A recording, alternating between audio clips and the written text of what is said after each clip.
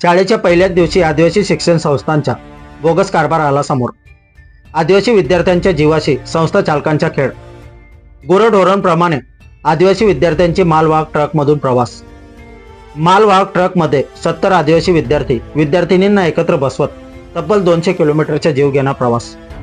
विद्यार्थ्यांना बकऱ्यांसारखे कोंबून घेऊन जातात संस्थेचे कर्मचारी। अक्कलकुवा सारख्या दुर्गम भागातील आदिवासी बालकांना जळगाव जिल्ह्यात देवडी अनुदानित आश्रमशाळेत घेऊन जातानाचा प्रताप। 6 ते 8 वर्षे वयोगटातील विद्यार्थ्यांच्या सुरक्षेची कोणतीही काळजी न घेणाऱ्या संस्थेच्या शिक्षकांवर कारवाईची मागणी। पावसाळ्याच्या दिवसात माल ट्रकने विद्यार्थ्यांचा जीव घेणा प्रवास।